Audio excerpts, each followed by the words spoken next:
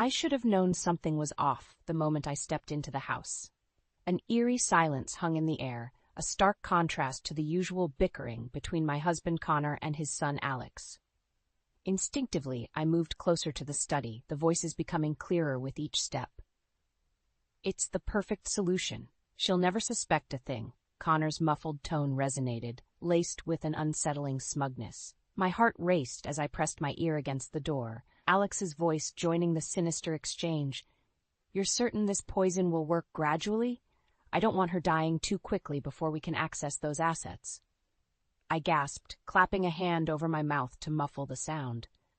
My mind whirled, struggling to process the unthinkable words they had uttered, a heinous plot against my very life. The doorknob twisted and I scrambled away, my breath catching in my throat as Connor emerged. His eyes narrowed slightly at my presence before a sickening smile stretched across his lips. "There you are, dear. Alex and I were just discussing some business matters." Lies dripped from his forked tongue like venom as Alex slinked out behind him, his reptilian gaze sizing me up like a prize to be claimed. "Is everything all right?" Connor asked with feigned concern, placing a clammy hand on my shoulder. "You look a tad pale." I swallowed hard, mustering every ounce of composure to disguise the maelstrom of emotions raging within me. Fear, anger, disbelief, they swirled together in a toxic concoction, threatening to spill over with the slightest provocation. "I'm fine," I lied through gritted teeth, offering a tight-lipped smile that concealed the churning turmoil. "Just feeling a bit lightheaded, that's all." Connor's brow furrowed with mock worry as he ushered me towards the kitchen. "Why don't you sit down and have some water? I'll whip up something for you to eat." The hairs on the back of my neck stood on end as his words took on an insidious new meaning. Was this the beginning of their twisted scheme? Would they truly stoop so low as to poison me, their own family, for financial gain? I watched in tense silence as Connor busied himself at the counter, his movements almost mocking in their nonchalance. A glance towards Alex revealed his eyes fixated on me, a sinister glint dancing within their depths like a predator eyeing its defenseless prey. In that moment, a fire ignited within me, a fierce, uncompromising blaze that would not be extinguished. I would not be the victim in this twisted tale. I would be the architect of their undoing. Gripping the glass of water, I met Connor's gaze with an unwavering stare as he approached. A silent challenge burned in my eyes, one he seemed oblivious to in his arrogance. "Drink up, sweetheart," he cooed, that sickening smile never faltering. "You'll be feeling better in no time." As I raised the glass to my lips, a single thought crystallized with resolute clarity.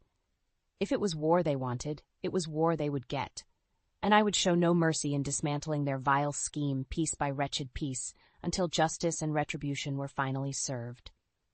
In the days that followed, I became a silent observer, my ears pricked for any shred of information that could aid my cause.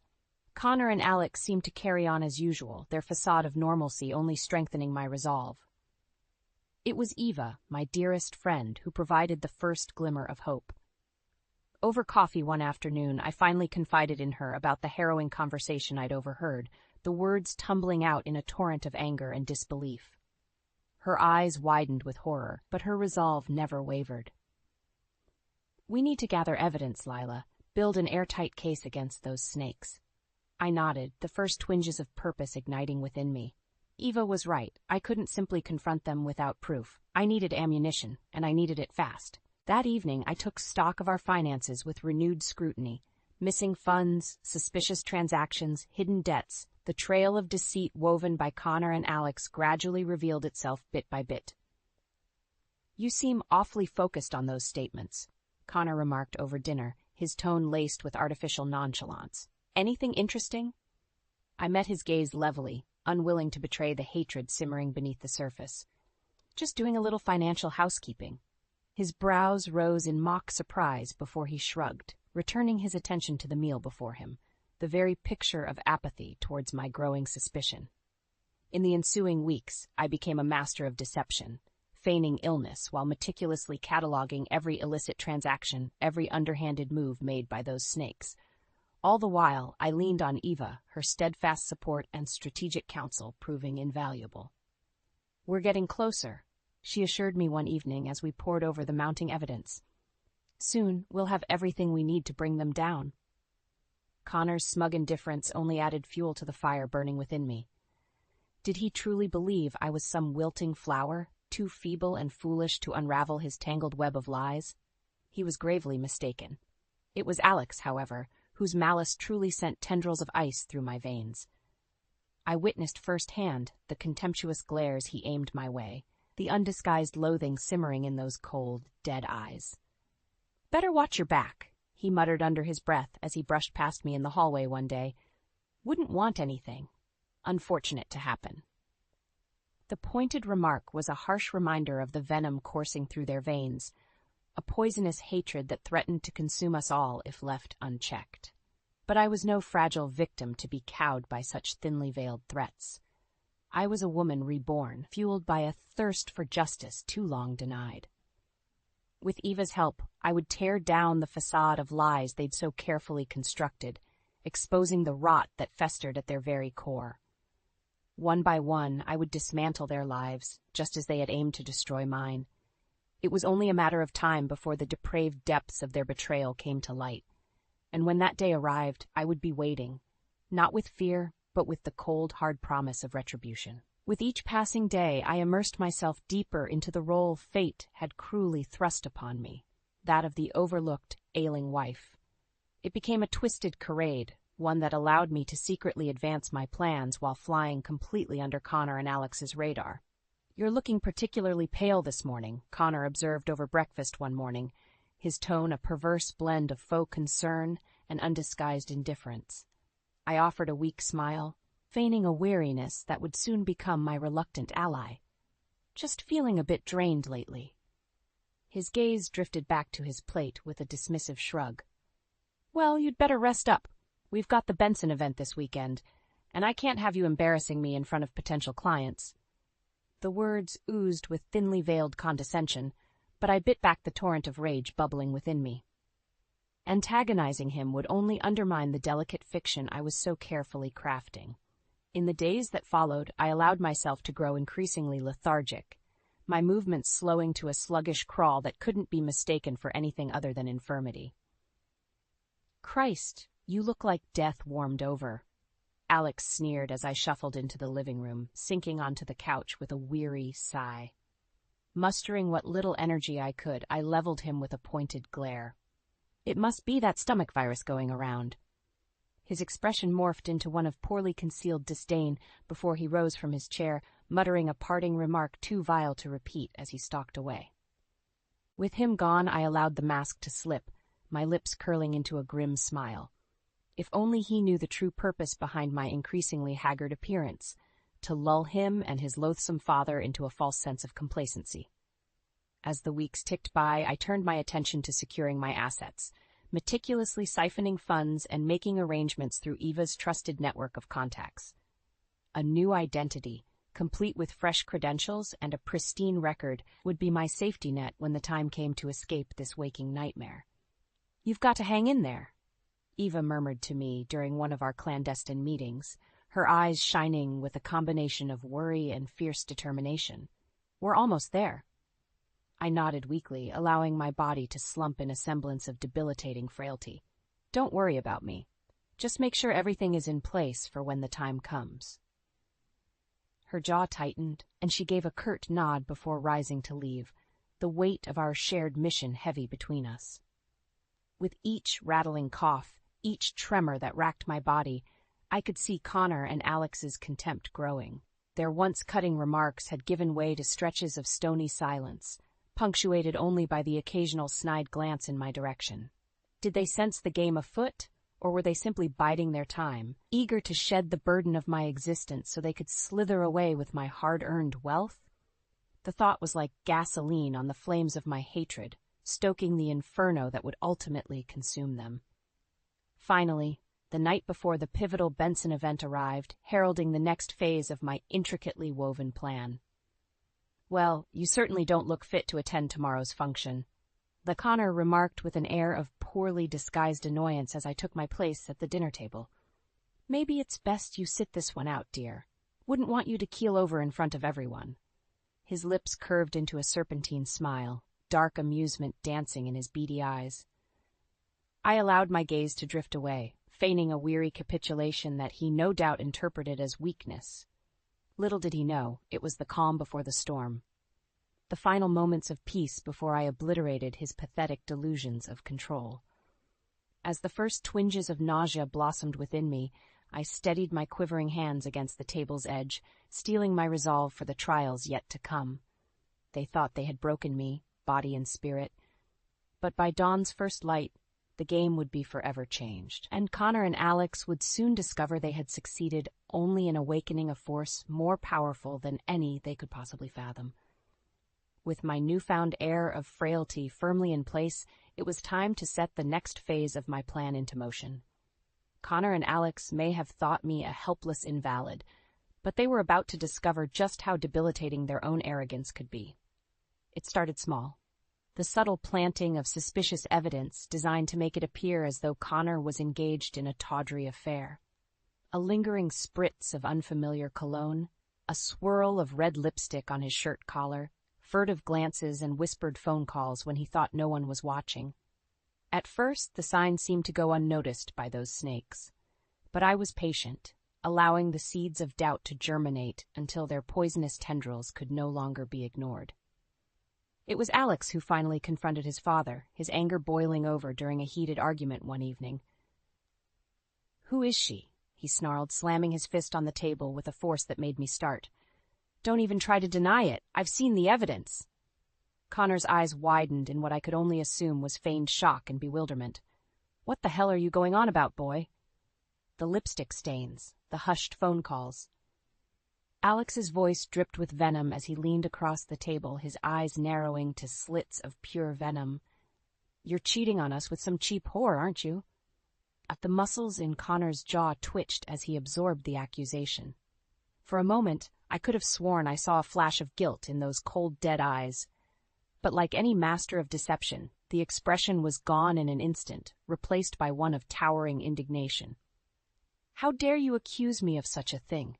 he roared, slamming his palms on the table with enough force to rattle the plates and cutlery.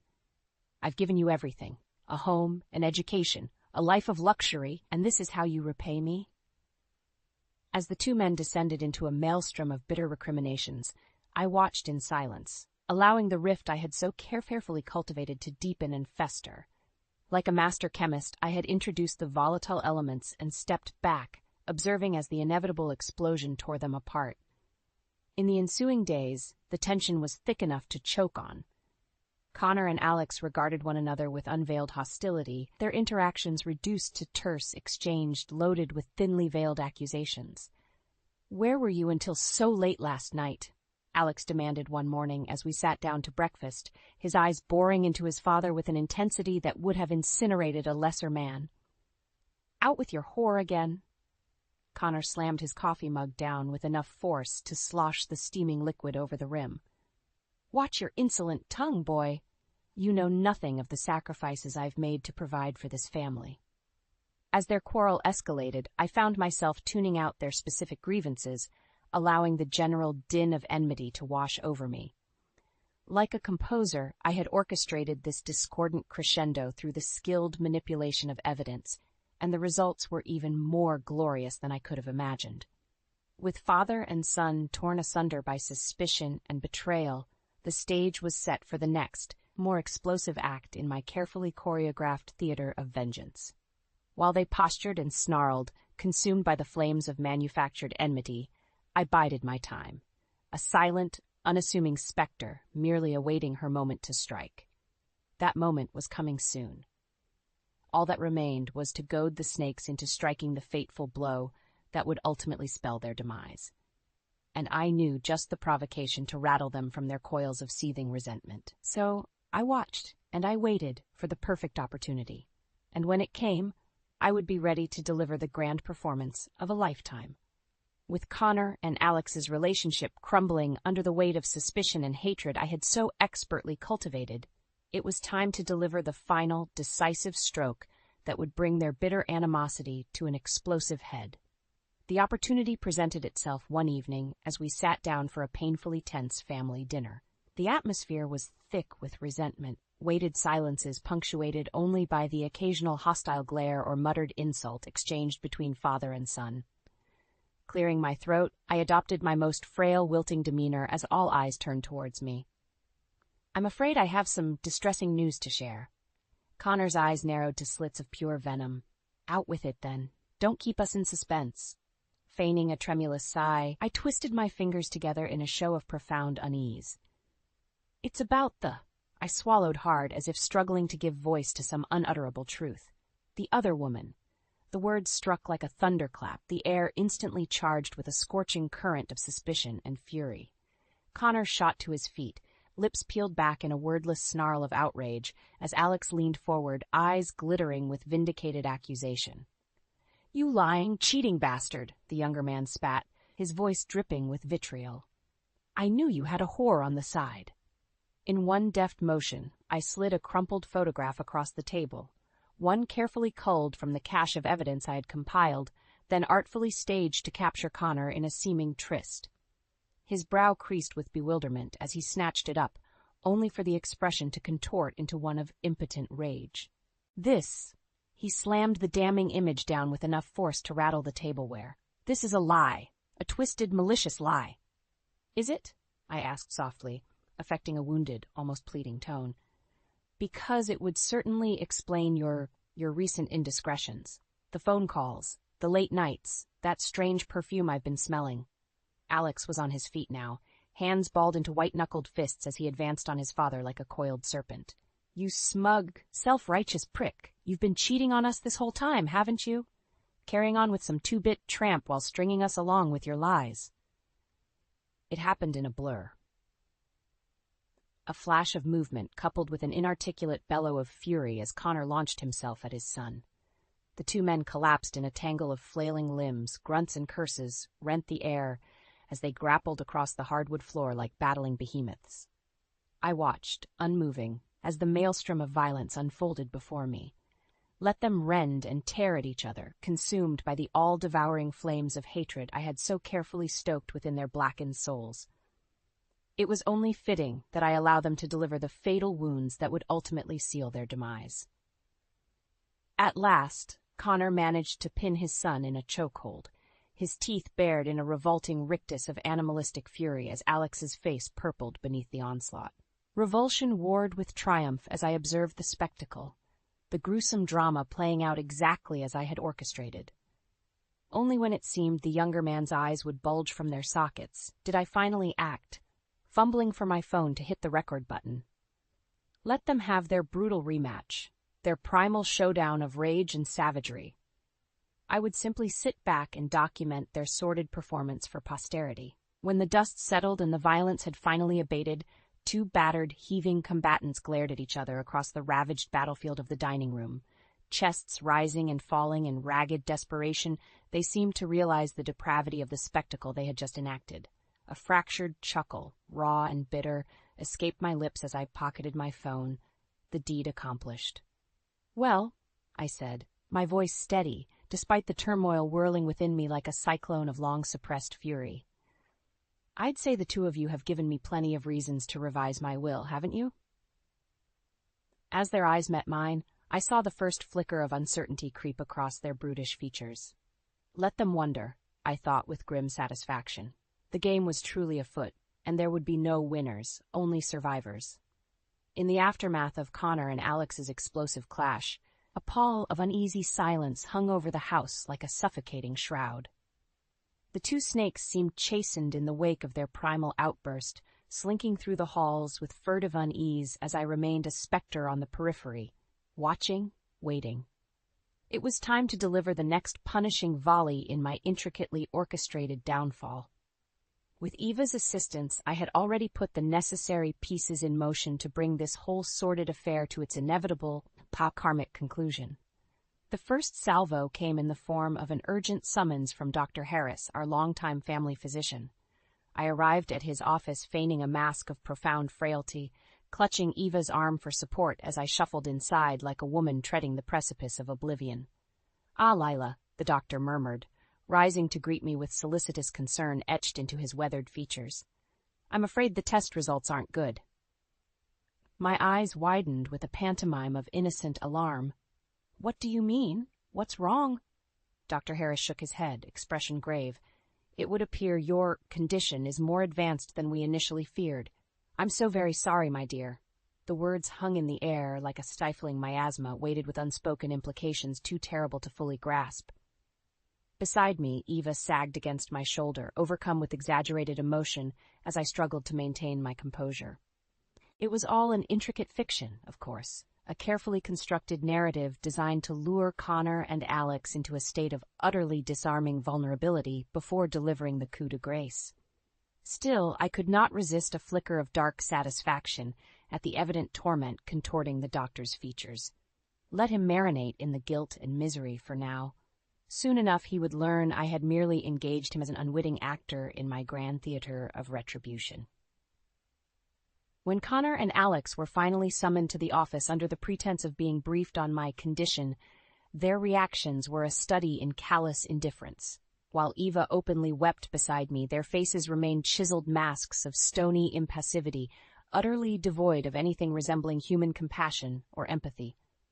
"Well?" Connor prompted, his tone brusque and impatient as he leveled Dr. Harris with an expectant stare.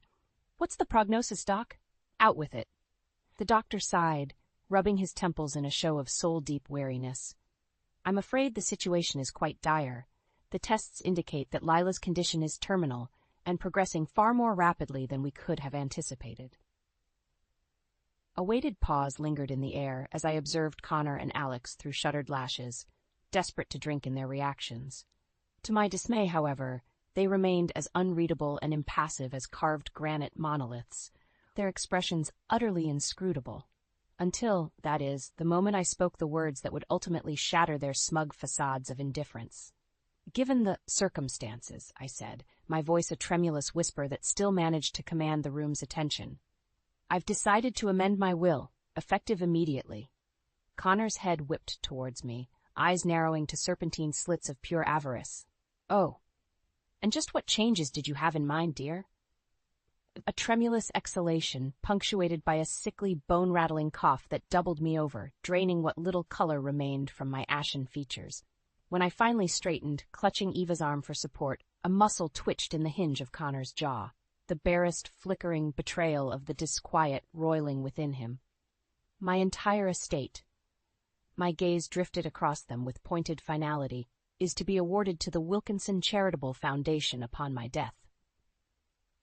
The silence that followed was deafening, cavernous, charged with a tension so palpable it seemed to suck the very air from the room. I watched in morbid fascination as the blood drained from Connor and Alex's faces, their complexions taking on the sickly pallor of profound shock. For years they had viewed me as nothing more than a means to an end, a gilded path to wealth and prosperity that could be exploited at their leisure. Now, with the rug so violently swept from beneath their feet, they found themselves disoriented, unmoored, vulnerable, in a way they never could have anticipated. The perfect prelude for my ultimate masterstroke, I mused, savoring their stunned disarray. Just a few more deft maneuvers, and this whole sordid theater would reach its thrilling, cataclysmic climax.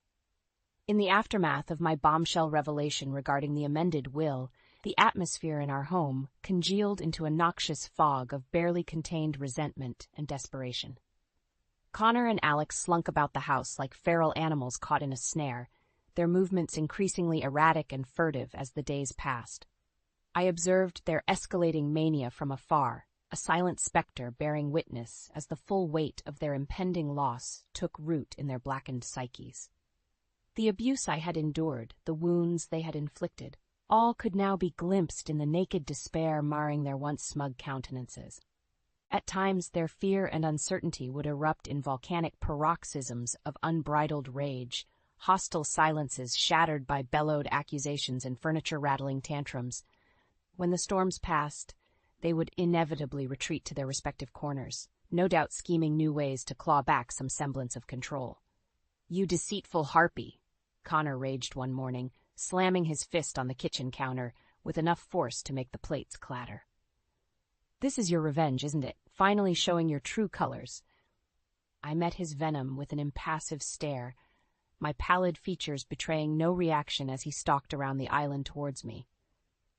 Up close, the desperation clinging to his scent was suffocating, underpinned by the sourness of stale whiskey and bitter perspiration. Without a word, I turned and shuffled from the room, every ounce of effort channeled into maintaining my aura of haggard frailty. Let him rage and bluster all he liked. I was beyond the reach of his pitiful intimidation tactics. As my supposed condition appeared to deteriorate further in the ensuing days, Connor and Alex grew only more monstrous in their behavior. Objects were hurled, obscenities screamed with unrestrained virulence. Through it all, Eva remained my steadfast ally, her comforting presence and wise counsel serving as an invaluable bulwark against the maelstrom of toxicity swirling around us. "Stay the course," she murmured one evening as we huddled in the guest room, the muffled shouts of yet another father-son altercation raging beyond the door. "They're coming undone, Lila. You can see it in their eyes." I could indeed, and the realization flooded me with a perverse sort of gratification. For all their feigned indifference and callous disdain, they were merely rapacious vermin scurrying after the crumbs of my hard-earned fortune. Now that the prize had been snatched from their grasping claws, their true wretched natures were being laid bare. It seemed Connor and Alex would stop at nothing to reclaim their coveted windfall, no path too depraved or unethical to traverse. I lost track of the shady associates who began slinking through our doorway at all hours, the heated exchanges punctuated by furtive glances in my direction. At the heart of their desperate scheming, I could see the festering seed of avarice warring with something even more primal, an insatiable, animalistic hunger to reassert their dominance through whatever twisted means necessary. On more than one occasion, I returned from a trip out with Eva to find evidence that they had been rummaging through my affairs, desperation overriding any semblance of discretion. Documents disturbed, jewelry cases left ajar like gaping maws, every inch of my private space violated in their frantic search. Did they truly believe they could find some hidden loophole to circumvent the terms of my will? Or had their madness progressed to such a degree that they would stoop to pillaging my possessions to sate their thirst in the interim? Either way, I recognized their self-destructive flailings for what they truly were: the death rattles of condemned men who simply refused to accept their well-deserved fate.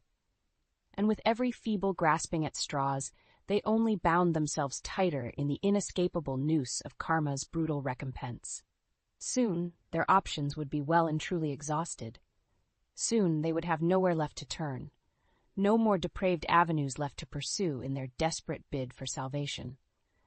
When that moment of utter defeat and hopelessness dawned, I would be waiting, a merciless specter poised to deliver the death blow that would finally irrevocably shatter their distorted delusions of entitlement. For now, though, I was content to sit in patient judgment as their world crumbled around them, fueled by the cold certainty that the most exquisite reckonings are often wrought through the unhurried machinations of fate itself. The day of reckoning arrived not with the earth-shattering cataclysm I had halfway anticipated, but with an almost anticlimactic banality. One moment, Connor and Alex seethed before me like two rabid dogs straining at their leashes, their vitriolic threats and obscenities dripping with malice. The next, the door behind me swung open to admit a stern-faced cavalcade of law enforcement officers bristling with grim purpose. "Connor Grayson? Alexander Grayson?" The gruff bark sliced through the volatile miasma like a blade. "You're both under arrest." For a suspended moment, a breath of stunned silence bloomed amidst the chaos. Then, as if a switch had been flipped, pandemonium erupted anew. "This is preposterous." Connor's voice, always so polished and controlled, warped into a guttural rasp of disbelief. "On what grounds?" "Fraud, extortion, attempted murder." The lead detective met my gaze over the pair's shoulders, a silent look of acknowledgement passing between us. "I'm sure the charges will become more extensive as the evidence gets processed." As the harsh realities crystallized in the air with each damning accusation, Connor and Alex seemed to shrink in on themselves.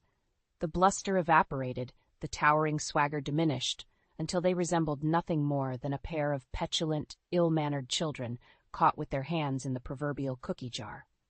"You," Alex hissed, feral eyes swiveling in my direction as he struggled against the restraints being secured around his wrists. "This is your doing, you vindictive bye." The slurring profanity was abruptly swallowed as he was wrenched back, a meaty forearm clamping across his throat to stifle the torrent of vitriol. I watched in silence, unmoved, as father and son were forcibly subdued and Frog marched out of my home in a humiliating tangle of flailing limbs. Their baleful glares scorched my unruffled facade like twin blowtorches of pure, undistilled hatred. But I felt nothing. No fear, no anger, no pity. Only a profound sense of closure, of karmic release, as the toxic presences that had tainted my existence for far too long were finally purged from the premises. When the turmoil of their forced exodus had subsided, Eva emerged from the shadows to rest a comforting hand on my shoulder. "It's over, Layla," she murmured, squeezing gently. "You're free of them at last." I nodded, the words hardly registering as the weight of what had transpired finally settled over me in a cascading rush. It was done. The nightmare had been excised. The scales of justice finally balanced through the most deliciously poetic of resolutions. And in the wake of that exquisitely calibrated release, I felt nothing. No soaring elation, no swell of vindicated triumph. Just a yawning, cavernous absence where their malignant influence had once reigned.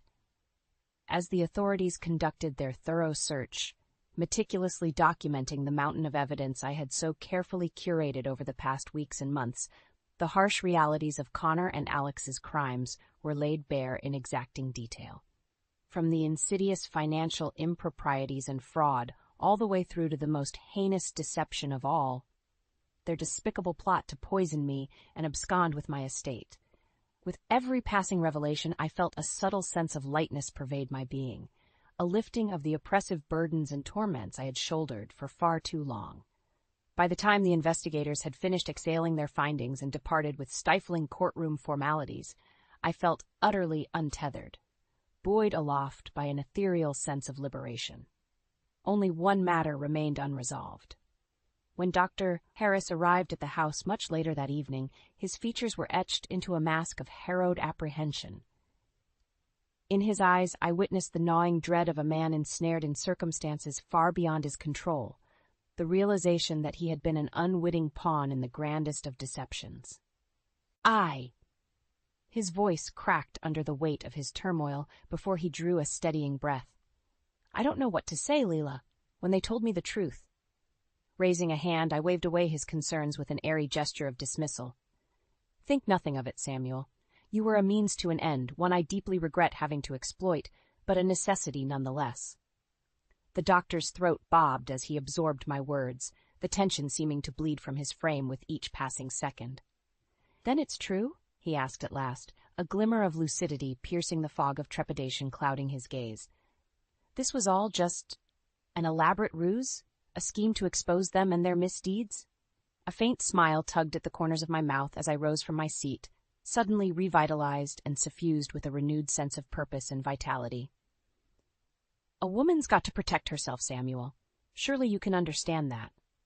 And with those parting words, I swept from the room, shedding the cocoon of frailty and deception to greet the next chapter of my existence, one brilliantly unencumbered and replete with the heady promise of reinvention. After all, I mused as I gazed out over the sun-dappled expanse of my perfectly manicured estate, a new dawn was breaking, and I would be damned if I didn't greet it with open arms, finally unfurled from the shackles of a past I never should have endured.